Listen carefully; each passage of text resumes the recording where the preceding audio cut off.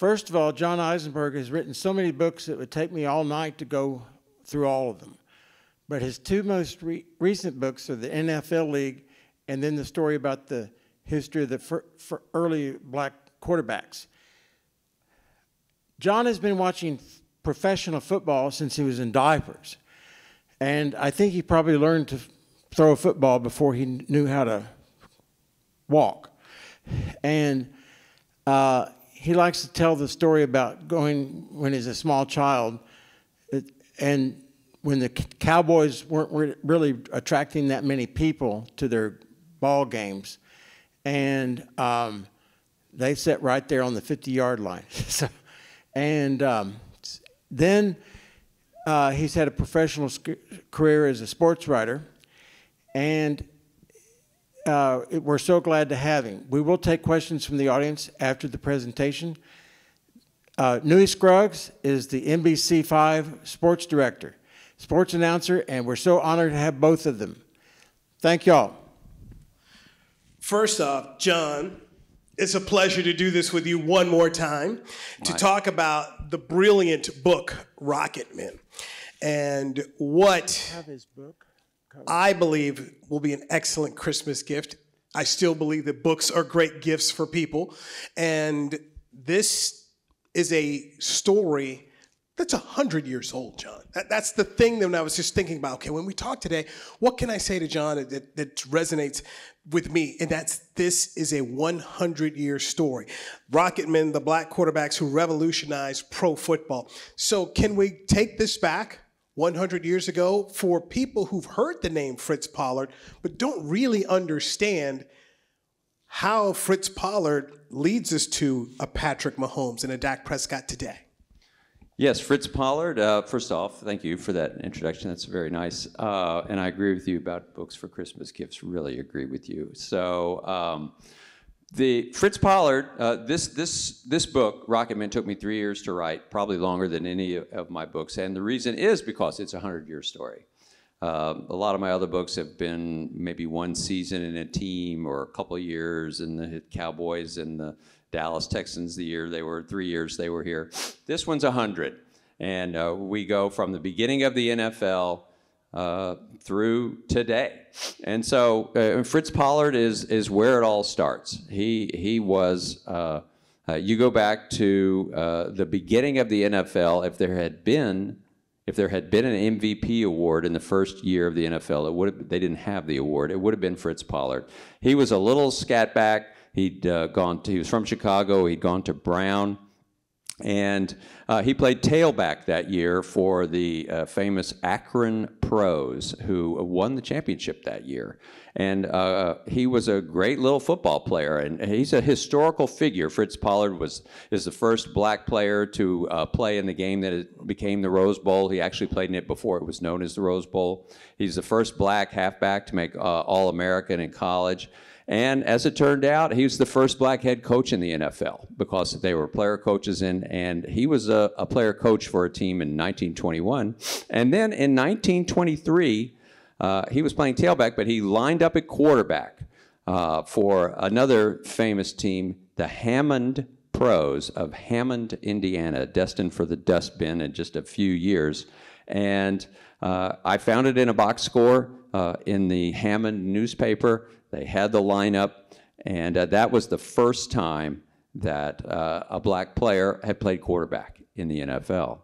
And it wasn't much of a game, as was the case in NFL games in the first decade of the league. It was mostly punting and a lot of fumbling, and the only score was on a fumble return. So it wasn't a memorable game from any sort of performance perspective, but it was the first. That's where you begin the idea. And football was a lot different then. And he would go on to be a successful businessman who really lobbied for many years for the inclusion of black players in the NFL when there were so few at all positions, including quarterback. And so a real powerful and important figure in the history of the sport. It just so happens to have made some on-field history.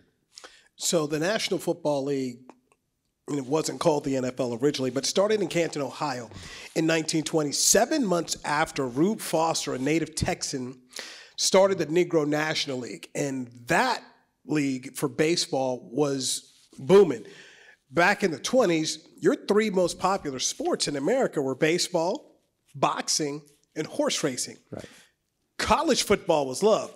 This thing of paid football, that was something that people really didn't have a whole lot of love for. And the teams we think of today, John explained to people that these were a lot of small town semi-pro type teams.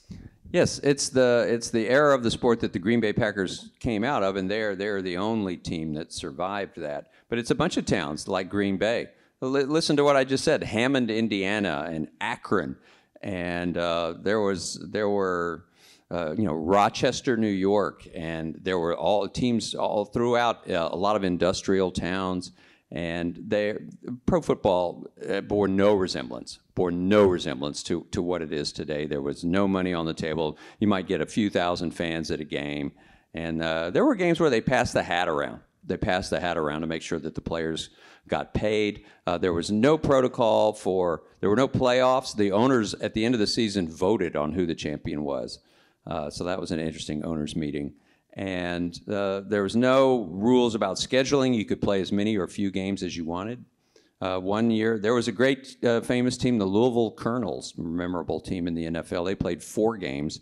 And then I think it was, there was a team in outside Philadelphia, Frankfurt. The Frankfurt Yellow Jackets played 17 games.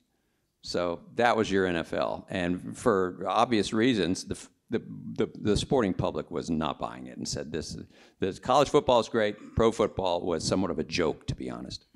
So many teams moving around. And I go back and I love to get the history of the sport, because what we think of the NFL today, the billion-dollar business, the big behemoth, that's not what it was. It had to grow.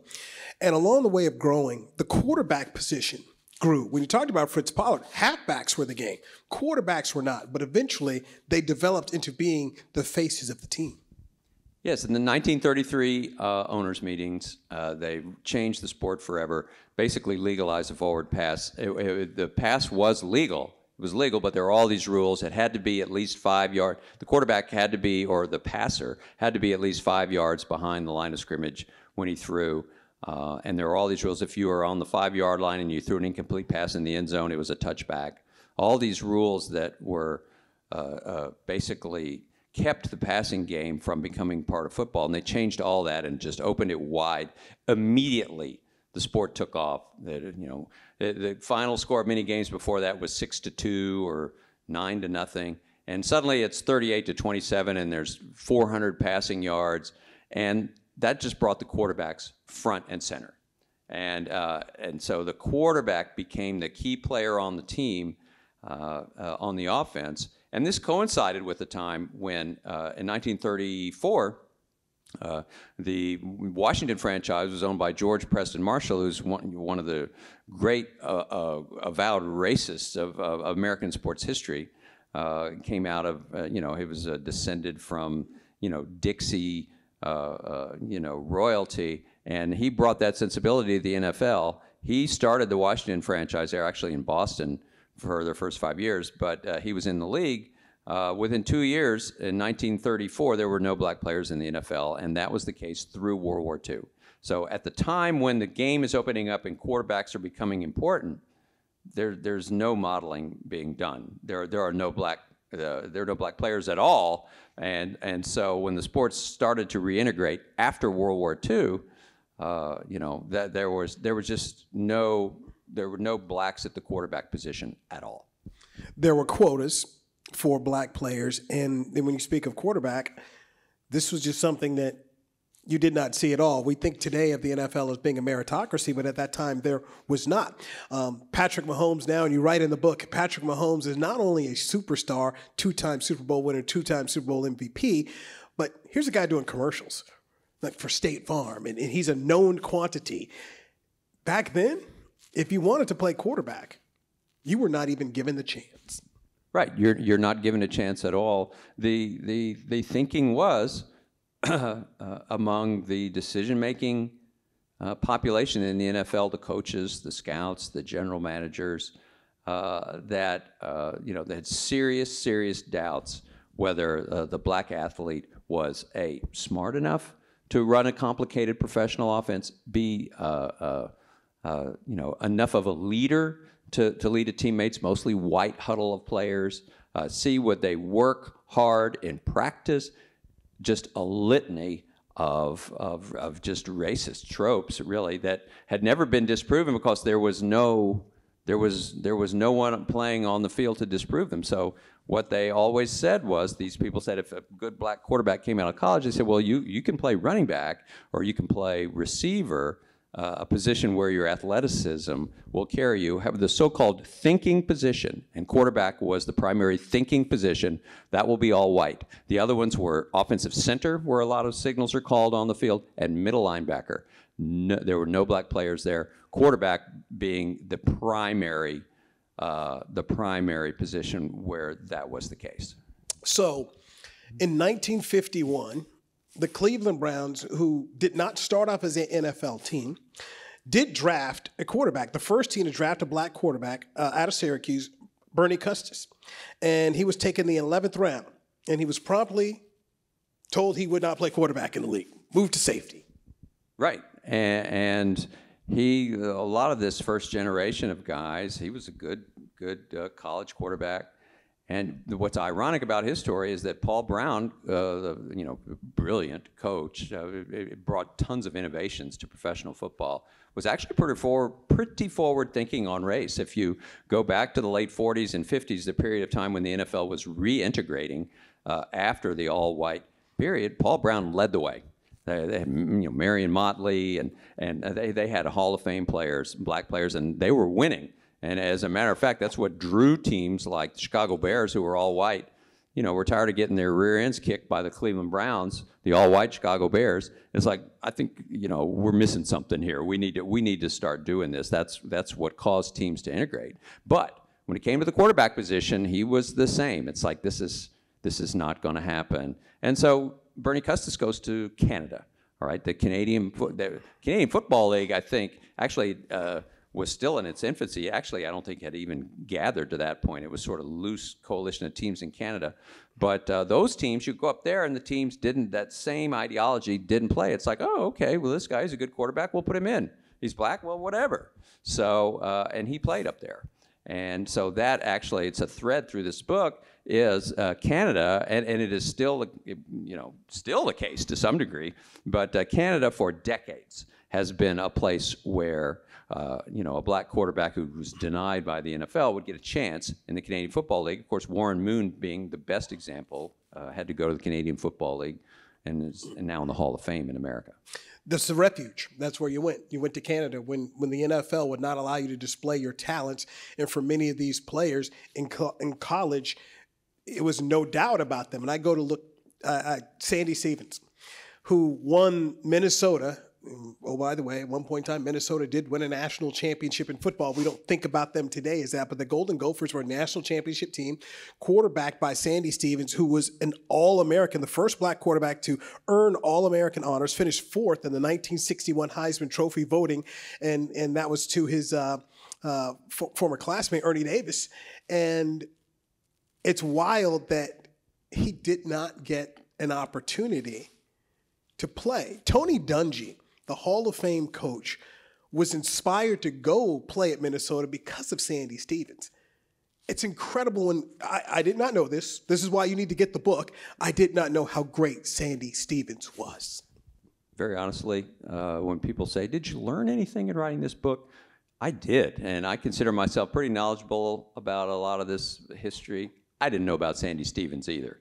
I didn't grow up in the Midwest. I grew up here in Dallas, and so I didn't know that story. A guy that came out of Western Pennsylvania, a Cleveland Browns fan, and has this, Minnesota's at the bottom of the Big Ten. He takes him to the top. He is an awesome football player. He's not just a straight drop back passer. So the NFL, they had plenty of reasons to deny him. However, he went high in the draft to the Cleveland Browns, and they're the Browns again, and Paul Brown is still the coach.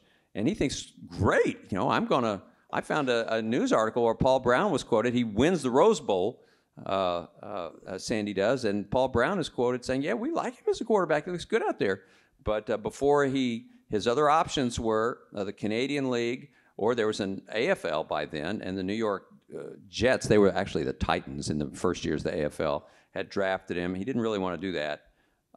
He was going to go to the Browns, but Jim Brown, who was the best player in the NFL then probably, and the most famous black player in the NFL then, called him and said, "You're not going to play quarterback. You are not going to be the quarterback of the Cleveland Browns. I hate to tell you that. It's not going to happen." And so on that discouraging suggestion, he signed in Canada.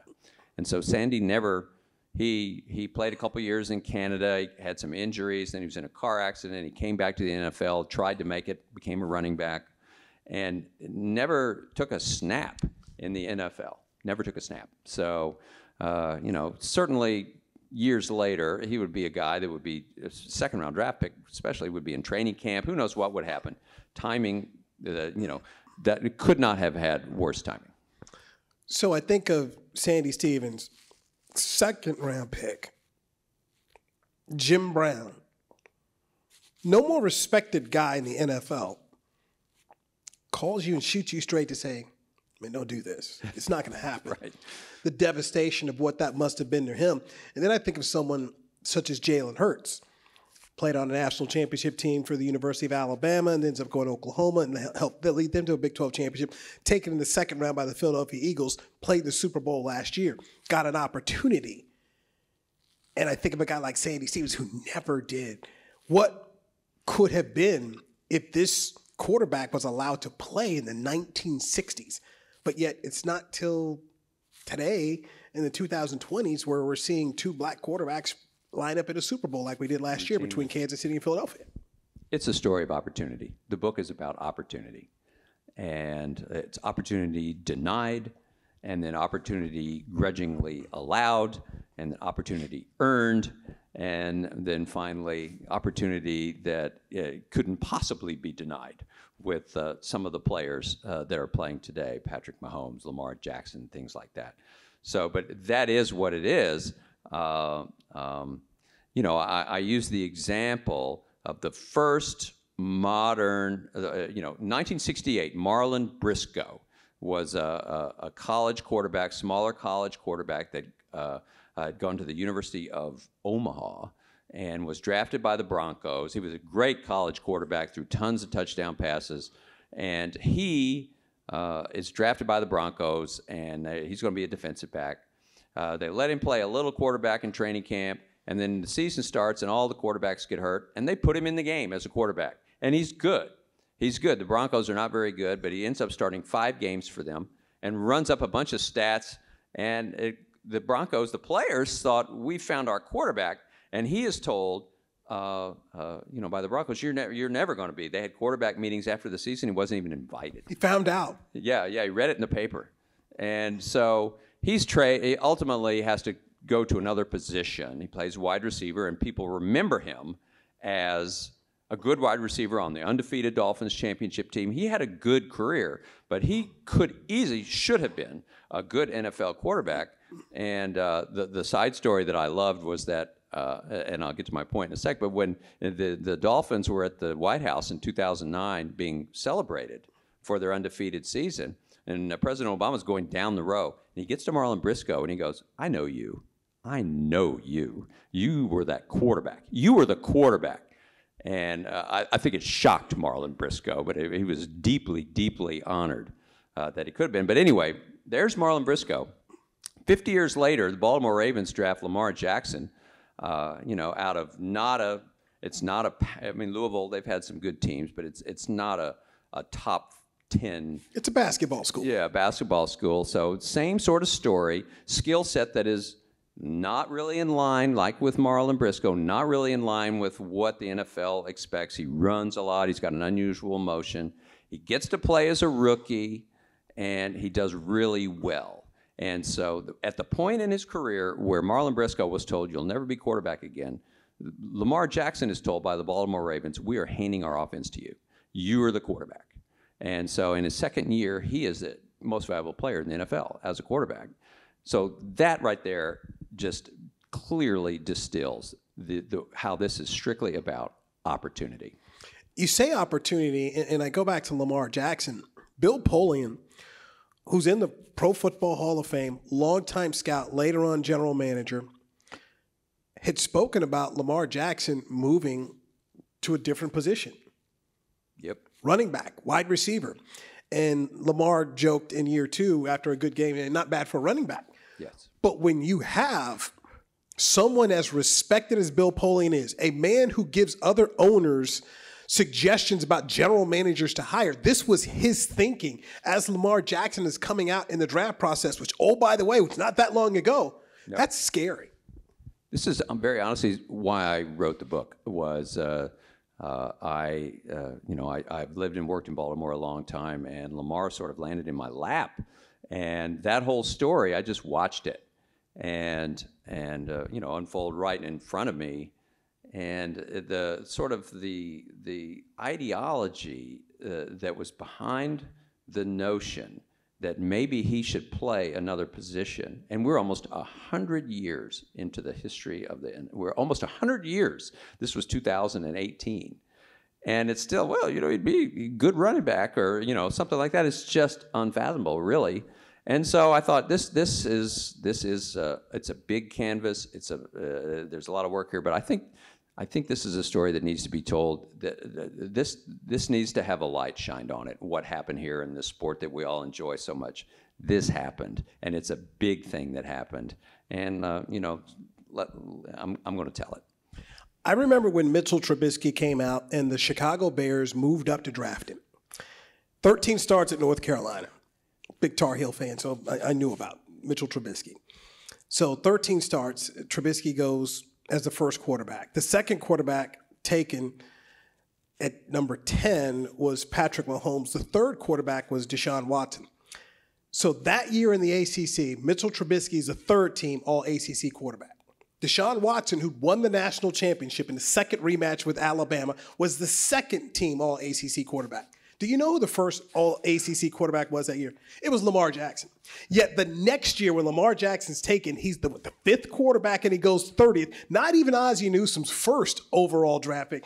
Ozzie took a tight end named Hayden Hurst as his first pick and then traded back into the first round to take Lamar Jackson at the end. That's right. That is wild. That's exactly right. That the 2017 draft, when Mitch Trubisky went in the second overall pick to the Chicago Bears, I interviewed Doug Williams, who, of course, is the first black quarterback to win a Super Bowl, and he's still in the league. He's works for the Washington franchise. And he said he was in their draft room, and he just started laughing. He said, that tells you all you need to know about whether or not we still have an issue at this position. And towards the end of my research in this, I found, of course, that was just like the worst pick ever that the Bears made. And it cost everybody involved their jobs eventually within a couple of years. And I ran across, towards the end of my research, a historian, a young guy in Chicago who, a huge Bears fan, and was just so appalled and such a huge Bears fan that it made him wonder. He says, is my team racist? I hate that if that's the case. So is it a fact? How did this happen? And so he spent a year and a half disseminating the entire history of black quarterbacks going back to 1953, the whole modern history of it. Everyone that's been on the field, everyone that played, started, percentage of starts. He basically put into a database everything that I was writing about. I found him late in my research, and I said, number one, I think I love you. And number two, this is unbelievable. I put him in the book. He was very honored. But I said, you deserve it. And what was interesting, he wanted to find out the Bears, that pick was what made him do that. And what was interesting is he found out, yes, in fact, the Bears had played fewer black quarterbacks than a lot of teams. However, when he released his research the year they drafted Justin Fields in the first round, sort of blew that out of the water. So, but that is what's going on in the NFL. There's rapid change going on at that position for a lot of teams. So one of the other issues for the quarterbacks is the ability to run and throw and disrupt what the plan was. where you have very rigid coaches. This is our system. This is what we do. And all of a sudden, if you're using your legs, like you're an HBCU quarterback like Eldridge Dickey, it just drove coaches nuts because they can't fathom anyone being improvisational. And so Eldridge Dickey, which is pretty amazing, is taken by the Oakland Raiders, and their second-round draft pick. He's the first-round pick. Yeah, he's the first-round pick. The second-round pick is a guy named Kenny Stabler, who was so frustrated with his role, decided to quit football for a year. And in 1969, in a scrimmage between the Cowboys and Raiders, you have Stabler, Dickey, and Roger Staubach all playing quarterback. Dickey outperformed both of them. Yet, today, Stabler and Staubach are members of the Pro Football Hall of Fame, and Eldridge Dickey, and unless you know of his story and you read it here in Rocketman, you're saying, wow, what could have been had there been an open mind of coaches to say, let's figure out what it is you do best, and we're going to build this thing around you. Eldridge Dickey, another story. I knew it. I didn't know the depth. I didn't know all of it, and I love telling the story. It's a sad story.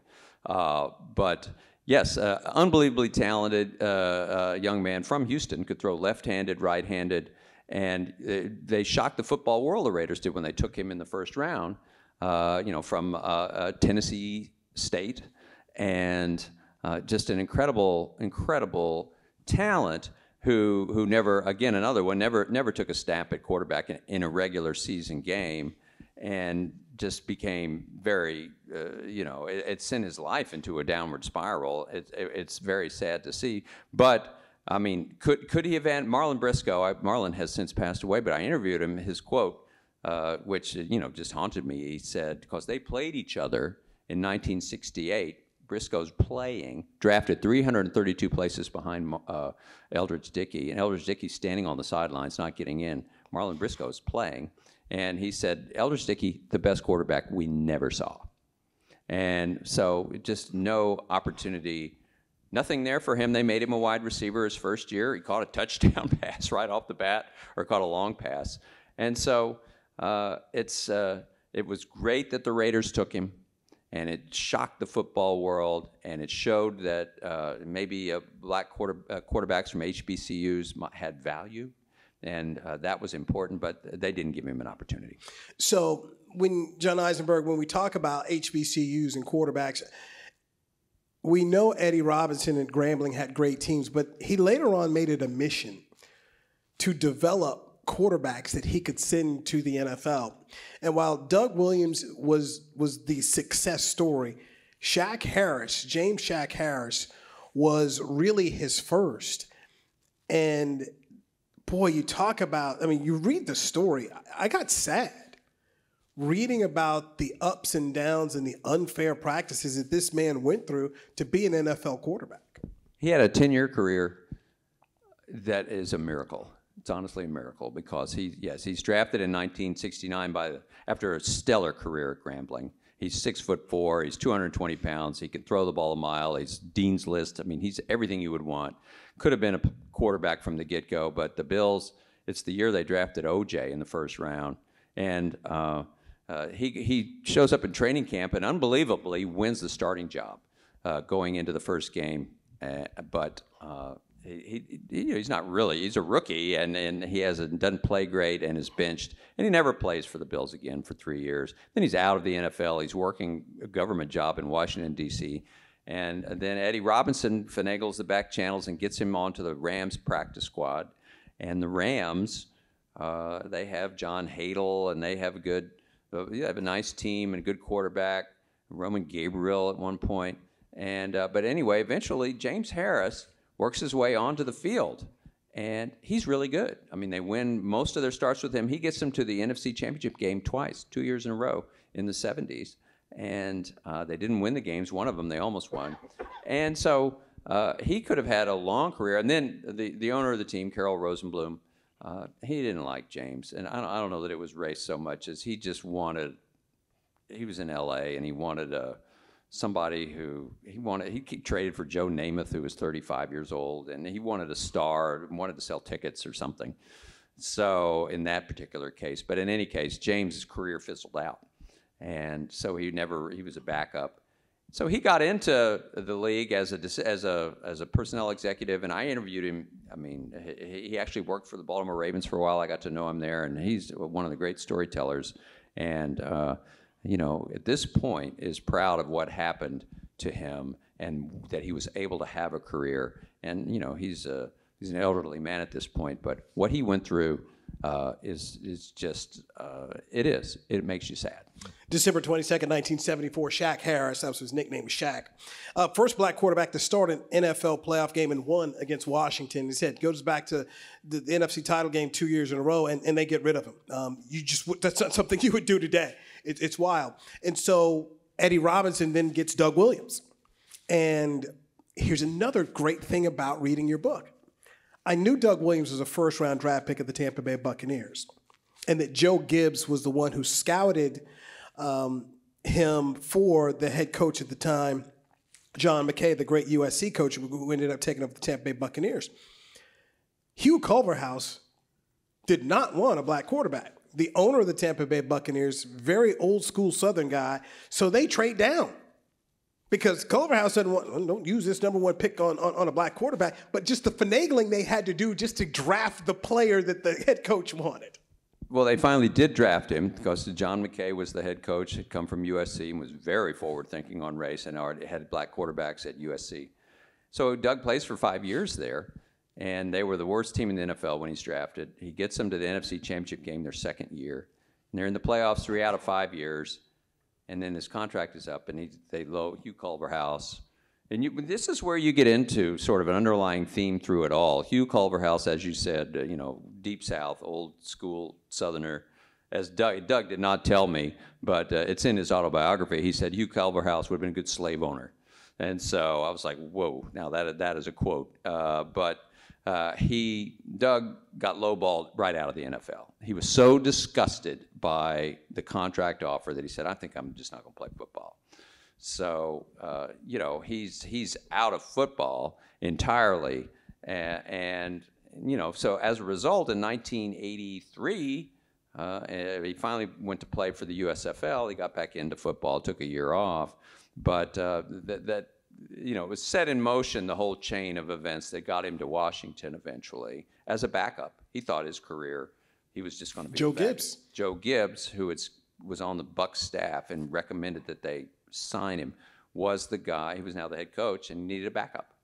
So he brings him in, and 2 years later, through various events, he's in the Super Bowl. He wins the Super Bowl as the starting quarterback, and this is a story. This is not a story of like when Jackie Robinson crossed the line, the playing field line in 1947, and everything changed for baseball. There's not one moment. There's not like a holiday that you can say this is it. This is a million little moments happened to slowly open the window of opportunity for black quarterbacks. And of those little moments, I mean, it wasn't a little moment at the time, and it's a big historical moment, but the most important thing was Doug Williams winning the Super Bowl.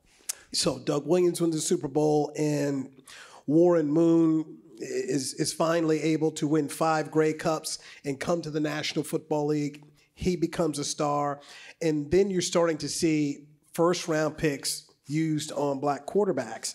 And you see a Michael Vick go #1 overall. So there's a plethora of guys. Dante Culpepper's in the league. Donovan McNabb is in the league. Sean King taken in the second round by the Buccaneers. For a while there were black quarterbacks who were just playing. It was 5 or 6 straight NFC championship games here. So the league did finally get to a point in time where there was comfortability among management to say, okay, yes, we don't have an issue taking a black quarterback in the first round. That is true. That generation really helped. But what didn't happen, and it did this, the whole sort of the progression, it stalled the first decade of the 2000s. And the reason was, who's the second black quarterback to win the Super Bowl? It's Russell Wilson in 2013. After Doug Williams wins, and I was at that Super Bowl as a journalist covering it, and you thought, oh my gosh, things are going to change. And it did a little bit, but no, I think it was the next 20, it was 45 out of the first 46 Super Bowls were won by white quarterbacks. You go into the 2000s, you go to 2010, who is dominating the Super Bowl? Tom Brady, Peyton Manning, Eli Manning, Drew Brees, Aaron Rodgers wins one.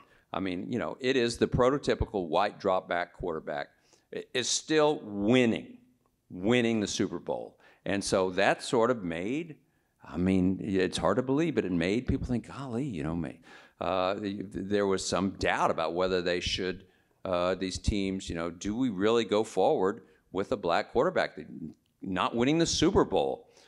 So I think what changed, where everything changed, was that the 2 years, the generation that was 2011, Cam Newton comes into the league, Colin Kaepernick comes into the league. In 2012, it's Robert Griffin and Russell Wilson. And they are immediately they're great. They transform how the position is played. Finally, the NFL says, we're not going to ask you to just drop back and throw. And if you scramble, it's a problem. We will let you use your gifts. We will change our offenses to suit you. And these guys start getting to the Super Bowl. And I mean, Colin Kaepernick, you know, certainly became known for our many other things later on. But as a young football player, his first couple of years, I thought this guy might be the best quarterback I had ever seen. He was so good. And he had the 49ers, you know, one couple plays away. They did not win the Super Bowl. But then Russell Wilson goes twice. Cam Newton gets to the Super Bowl. And these guys are winning. And so from that point forward, the position of quarterback is different in the NFL now. You see mobility. So Doug Williams wins Super Bowl 22. It's not till Super Bowl 48 when Russell Wilson ends up beating Peyton Manning, and then he goes back the next year in Super Bowl 49, and then Cam Newton wins the MVP award, and with a one-loss Carolina team goes to Super Bowl 50 and loses to Peyton Manning, and so you've got that. And then here comes Patrick Mahomes. Right. Who was not good enough to be drafted ahead of Mitchell Trubisky, according to the Chicago Bears. But Andy Reid sees something in him. And ironically, it's Alex Smith who lost his job to Colin Kaepernick, then lost his job to Patrick Mahomes. Right. But Patrick Mahomes, who ends up winning, plays in 3 Super Bowls in his young career, wins 2 of them, gets a $500 million contract. And in a lot of ways, you think of what Patrick Mahomes is, I think that, if I should say maybe it's solved, but at least you've taken away a lot of the buts. You could draft a black one, but I think Mahomes has taken a lot of that away. Yes, it's really important. I interviewed his agent, Lee Steinberg, and he said it's really important that you see him in those commercials. It's really important because you know, the whole concept of what's the theme underlying the book is that ownership is afraid to make a black quarterback the face of the franchise, quote unquote. The quarterback position is the face of the franchise. The ownership was afraid to do that. Lee's comment to me, very pointed comment, was, you know, a lot of the owners, and that is an all-white club, you know, said, you know, that they want the quarterback to be someone they're really comfortable with, someone they can take on the boat or whatever. And what was left unsaid was, you know, maybe, you know, are they more comfortable with a white quarterback than a black quarterback? That has, and you didn't see black quarterbacks on commercials, the same thing. Donovan McNabb started to change that, had the good chunky soup commercials, and now Mahomes is everywhere, and he's really the face of the NFL. Patrick Mahomes is the face of the NFL, and it is highly significant that you see, you know, a black quarterback in that role. Dak Prescott does a ton of commercials. Right. Sleep Number. He's got the Pepsi. He's got the same story. Yeah. The Tom Thumb commercial. Dak Prescott is a very marketable person here. And right now, you think about the MVP running, and according to Las Vegas odds, your top 3 are Dak Prescott, Brock Purdy, Jalen Hurts. Right. And that's something that 10 years ago, I don't know if you could have imagined it, the way things were going in the National Football League. Well, it has changed. I don't know that I could have written this book 10 years ago because it was just too sad. There wasn't enough going on. But things clearly have changed. I mean, now if you're just a football fan and you watch on a Monday night, I mean, routinely there are matchups of 2 black quarterbacks in games. I mean, almost the first opening weekend of the season, 14 out of the 32 starters were black quarterbacks. And the league was so excited about it, they put out a press release. That was the most ever. And so we are getting to the point. We are getting to the point where it doesn't matter. It doesn't matter. And most likely in this year's NFL draft, the number one pick will be a black quarterback, Caleb Williams from USC, the former Heisman Trophy winner. Right. So, and that was the case 3 out of the top 4 this past draft. And so it clearly has changed, and so it makes it easier. As always, I get rolling on here. I can keep going forever. The book is Rocket Men, the black quarterbacks who revolutionized pro football. John Eisenberg. This is a tremendous read. It's a history lesson. I tell this should be a college course, because football is what we love. We love football in this country, but just so much history here, and just the fact that you've had to, as you talked about opportunity, what happens when we look towards people, their skills and their gifts, and to go ahead and say, let's let you do what you do. I want to brag on you real quick. I did a talk with Vince Young, the Longhorn quarterback, and I said, the difference between Vince and Lamar Jackson is timing. Right. And I said, John Eisenberg wrote about you in his book. And I said, so much when I see Lamar is you. But Lamar was lucky enough to have John Harbaugh, and they changed the system to make sure Lamar could do what he did, but Jeff Fisher and Norm Chow in Tennessee did not. They tried to make Vince conform, and that just wasn't him at all. Therefore, his career is forgotten, and Lamar wins an MVP. Vince Young, other question, people say, what surprises you? What surprised you? I looked at his record. He was in Tennessee 5 years. His record was 30 wins, 18 losses as a starter. And his career was over. The Titans said, we're moving on from you. He barely took another snap in the NFL. I mean, can you imagine that? 30 and 18. How many playoff trips? 2 at least. And Pro Bowl appearances, and his career is over. And so it's not right. This is why the book is here. So, John, fantastic conversation here. Thank you. I know we've talked about taking some questions from the audience, so be more than happy to entertain them. Comments, protest. This is a library. You can say what you want. And by the way, isn't it amazing the copious amount of statistics these people just recited? My gosh, you notice they didn't look anything up. It was off the top of their head. Questions? Not sure what else is in there, but okay. Oh, I don't need that, but I'll use it.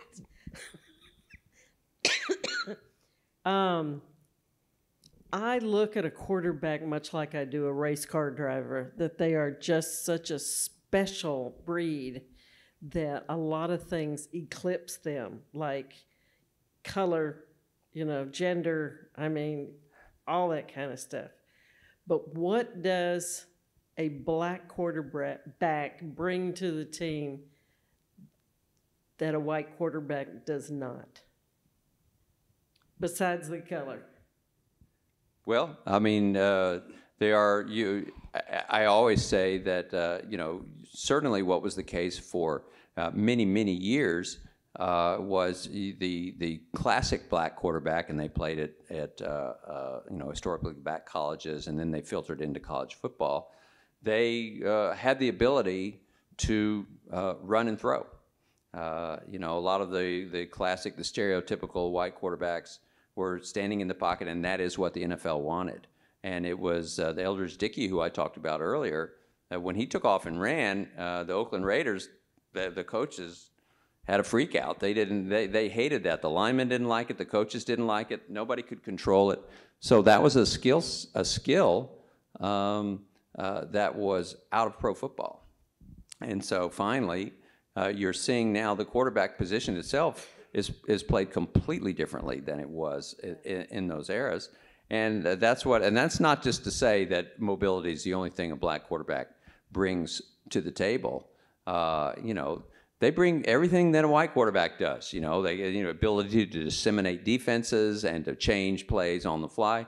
Really, it's a level playing field. It's just the fact that they're finally getting a chance to show that. Interesting when you talk about just the trend setting. That's what you had from historically black quarterbacks at the time, was the trend setting to be able to do both. And while Eldridge Dickey it was frowned upon from him, but for Fran Tarkenton, it was celebrated. Right. Steve Young, it was celebrated. Yep. We look at Josh Allen today as the Cowboys are getting ready to face the Buffalo Bills. What's the one thing about Josh Allen you got to worry about? The Cowboys going to be in trouble because he can run.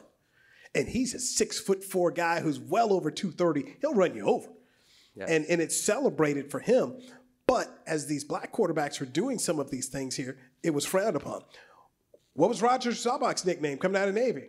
Roger the Dodger. Roger, right. So it's interesting on, I would say, who we choose to forgive and who we choose to condemn. Right, that is very true.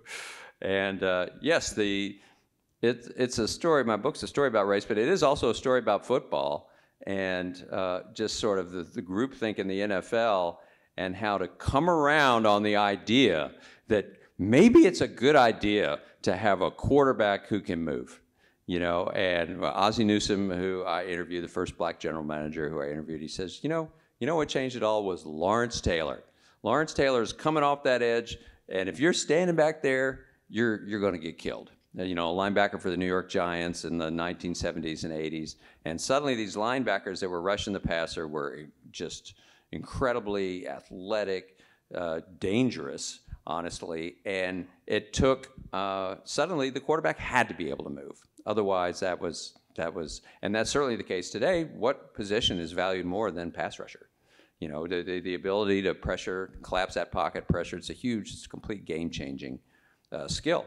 And so that's what, it has changed fundamentally how football is played.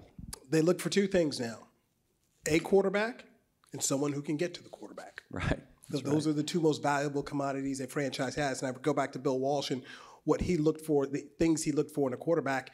And what he wanted his quarterbacks was to be able to make the first guy miss. That's what Joe Montana did so well, to be able to move up in the pocket. And oh, by the way, what did Joe do? He also used his feet. Joe was very good at using his feet and was a tremendous quarterback in the National Football League. Another question? My daughter, she's younger than Kyler Murray, so she didn't really go to school when he did, but some of my friends' little young girls who were about his age, all of them wanted him to see them and date him. They just all loved him. It didn't matter, who they were, where they're from. They were all just like, oh, he's just so cute. I want to meet Kyler Murray. He could have had a lot of dates. Well, first overall draft pick, Kyler Murray, right? Fairly, undersized. And I compared him, and, there have been a lot of players, a lot of quarterbacks through the years that had similar skills and similar body type that weren't even drafted, especially in the 70s and the 80s. I had people I interviewed for this book that said, are you going to put Condredge Holloway in there? Condredge Holloway is the first black quarterback in the Southeastern Conference, played at Tennessee in the 1970s. And Alabama, Bear Bryant, he was from Alabama. Bear Bryant told him, you're not going to play quarterback at Alabama. So he went to Tennessee, and he was a great college quarterback. And he's one of the ones that went to Canada. And he's in the Hall of Fame in Canada. He's a Hall of Fame quarterback in Canadian football. And there's guys that I've talked to around the NFL today say Condredge Holloway, who could run and throw on the run. He said, in today's football, with the offenses they're running, he would have been like Kyler Murray, first overall draft pick probably. But he barely made it into the last round in 1975. I think of Kyler Murray, and I do wonder, because he was drafted by the Oakland A's 10th overall, was a baseball player, and then decided he wanted to go play football.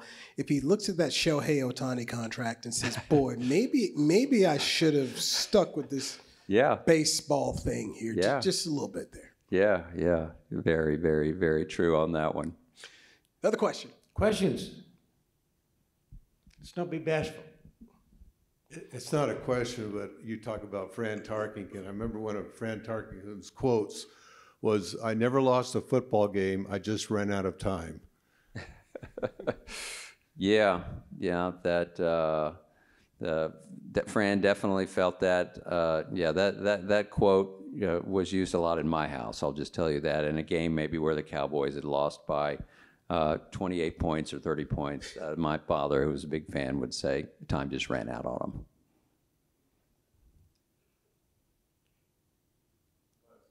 Okay.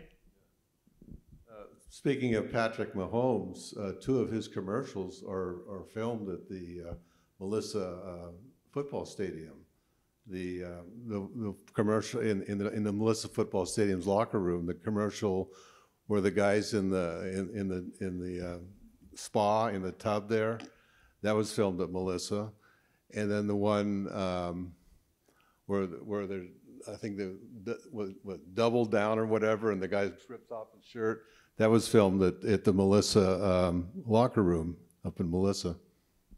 Well, I mean, he's what, from 100 miles from here, isn't he? Yes, and then Patrick spends a lot of time here in the off season. I remember watching him train over at TCU during the off season. So it's been an incredible run for him, and just kind of also what you spoke about was not just being drafted high, but being able to be a pitchman and to be seen as just a player, just a regular overall player. So when I look at Patrick Mahomes and Dak Prescott and what they've been able to do to break these barriers and just to be seen as regular guys, that took a while to get to. And another thing with Mahomes that is really, really important is that he is mobile, but he's a passer. It is his. So that's just another. It's you don't want to stereotype. A black quarterback is just a guy that can run and throw. I mean, and he is mobile, but I mean, he's one of the great passers you will ever see. That arm, and so that it just shows. Yes, don't put him in a pigeonhole. Daddy was a baseball player, and he was a baseball player for a while. So there's no doubt in abilities about his arm talent. It is tremendous. Patrick Mahomes, you talking about? Yeah. Yeah. Oh, absolutely. Yeah. In researching this book, I researched his college career. He went to Texas Tech. That's part of why he went to Texas Tech. They were going to let him play baseball, but it didn't go very well. He told the story. He has an infinity ERA, and I think he made one appearance and didn't get anyone out and gave up some runs. So literally an infinity ERA. So if you really press him on it, he'll tell you that story. Yes, sir. John, have you considered a similar book on black coaches? That's a great question. I've gotten that before. That is definitely where where there's a problem, a serious problem ongoing. And I don't know that I'll write a book on it. The Washington Post did an incredible series of articles on it last year. It'd be very hard to top what they've already done. And it is an interesting situation, and very honestly, I don't know that the NFL knows what to do about it right now. The protocols that they have in place, they have a rule in place that requires minority interviews. It's not working. It's not working. And so I think, are there 3 black head coaches this year? I think out of 32 in a league that is 60%, almost 70%, I think, people of color. So it is a major issue. And the only way these two issues are together is with the final frontier, really, in the quarterback issue, getting onto the field, is the backup quarterback position. There was definitely a lag there. The people holding the clipboards on Sunday, long after black quarterbacks started playing, you saw a lot more white backup quarterbacks than black backup quarterbacks. And so Doug Williams told me, he said, that is a conduit. Backup quarterback's a great way to become a coach. All right, you're not going to play. But you're basically a coach already. You're standing there. You're an advisor almost to the coach, and you learn the offenses. And a lot of quarterbacks do become coaches. So the more and more you see black backup quarterbacks and just journeyman black quarterbacks, the superstars, no problem if you're Patrick Mahomes. But some of these other guys that are not the uber talented, but they get an opportunity. I think you'll start to see maybe that change a little bit. See some really talented black minds filter into that coaching ranks. Something needs to happen because it's an issue. There's a book recently written about Mike Tomlin, and I can't remember the author's name, but I met him 2 weeks ago.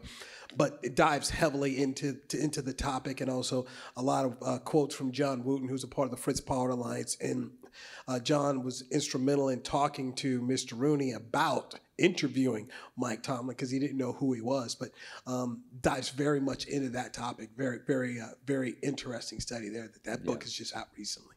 Yeah, that's a great question. Any last minute questions? I have a few, but I want to get okay, here we go.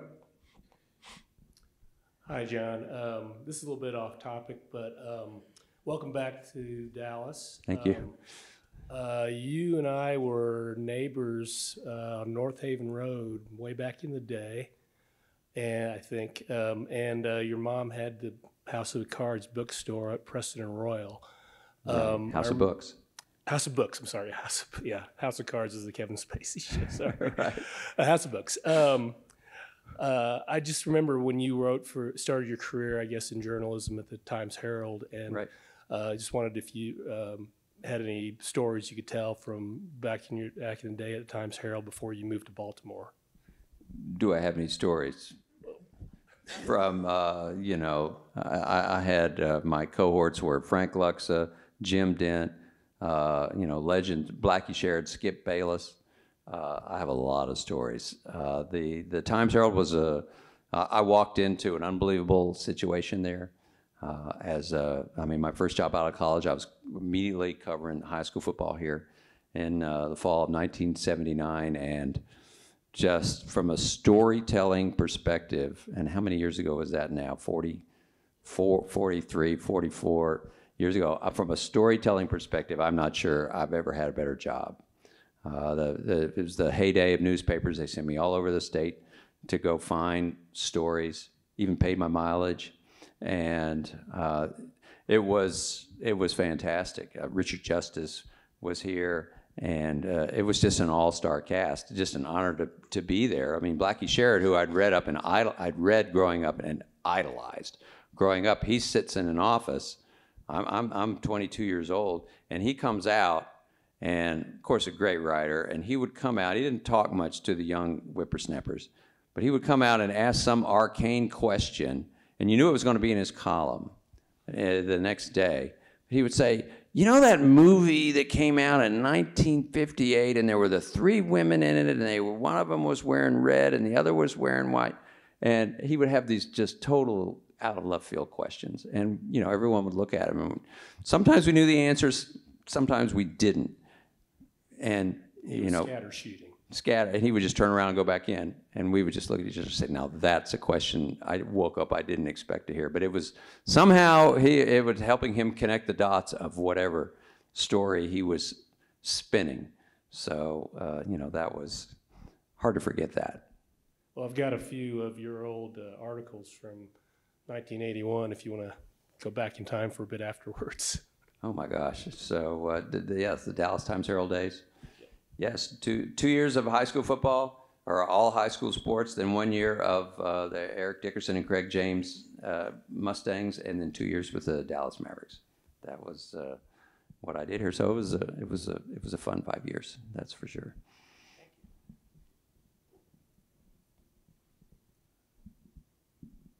Oh, mine is just a statement.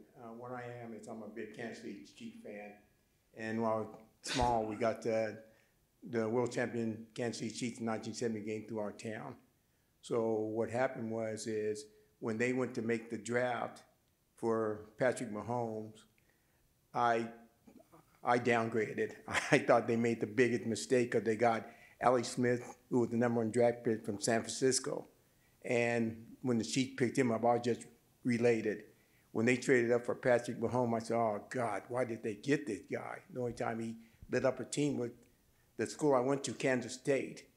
Now I came to answer the phone. My buddies are calling me up, rubbing it in. I'm seeing him on the commercials. When they won the first Super Bowl, my phone was ringing off the hook. I had to pretty much hide my face because I didn't think he was going to be that good of a superstar for Kansas City Chiefs. Well, when I interviewed his agent, Lee Steinberg, as he related it, he said at the beginning of the draft process, and he had played at Texas Tech, and did they even have a winning record? I'm not sure that they did. He threw for 1 million yards, but the thought was, the word that they used on him was he was a gunslinger, and that's not necessarily a positive. And so they were afraid he was just a product of the air raid offense, And he piled up all these numbers, and he wouldn't be any good in the pros. He just threw the ball all over the place. And so I think he attempted 88 passes in one game.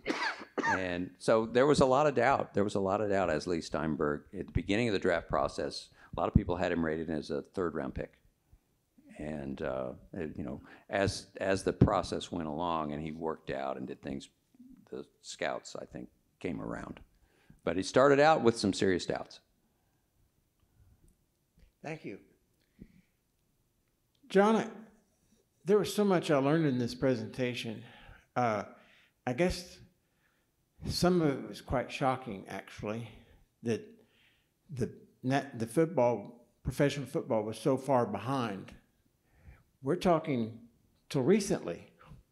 And when you said in the middle of your presentation, you have a story here. When I first read your press release, I thought, I'm sure somebody's already written this book. They hadn't. So that was shocking itself. What was it about you as a person that recognized we have a story here, either your parents or your education? What was it about you as a person? Well, I mean, if you are, the position I've been in for many, many years is a public-facing opinion maker. You know, for all my years in newspapers, most of them I was writing an opinion column. And I would go somewhere. 1988, I went to cover the Winter Olympics for the Baltimore Sun in Calgary, Alberta, Canada.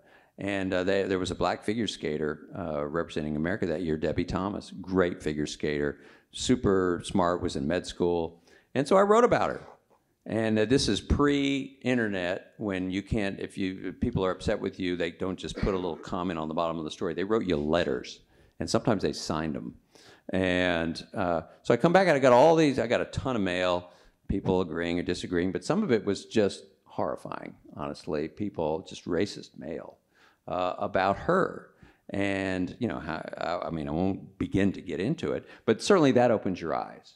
And so, you know, whether, you know, I don't know whether it was my upbringing, but I mean, when you experience that and continue it in it makes you think, you know, this is really important. You need to, I'm writing sports, that's my lane, but you need to understand that the racial component of everything you're seeing is important.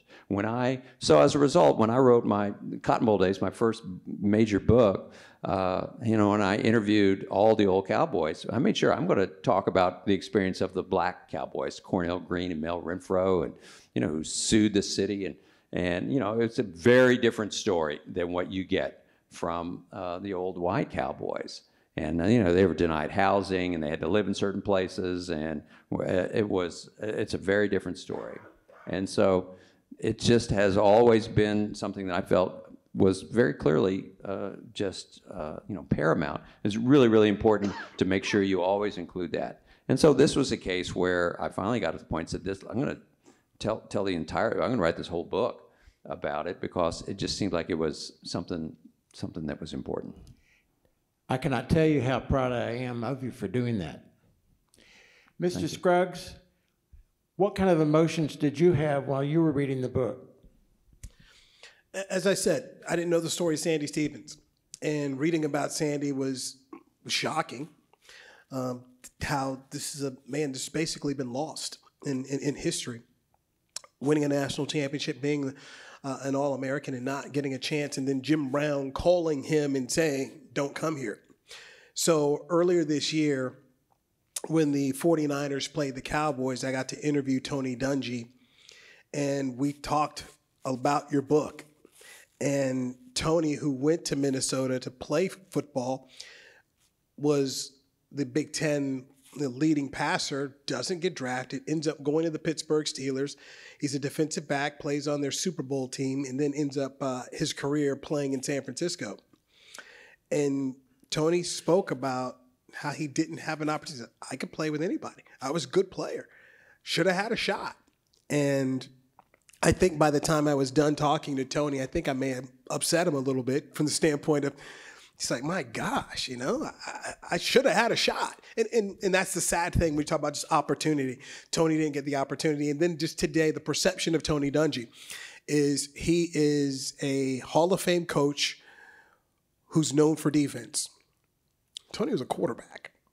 It's kind of like Tom Landry. People think of Tom Landry as this offensive guru. Tom Landry was a defensive back and created the flex defense. He was a defensive guy. But that, for me, is what I took from just, wow, there are people who didn't have the opportunity. And then it's just in talking to Vince Young, as I brought up before, Vince Young did not have coaches who believed in changing their system to fit the player. Because that's where Mack Brown ended up having success at Texas is, okay, we're not going to have Vince do what we used to have Chance Mock and other guys do. What is it Vince can do? And that was how they ended up winning a national championship. And then you look today, every team who's smart looks at the quarterback and says, what do you do best? Mike McCarthy changed things that he was doing for the Dallas Cowboys this year to fit Dak Prescott. And we're seeing exactly what you're able to do. And that, for me, is just the history. I love history. There's just so much here in this book that is just really great. I think it should be a college course. It would be a fantastic college course. John Eisenberg, Newey Scruggs, thank you. Thank you. Thanks, everybody.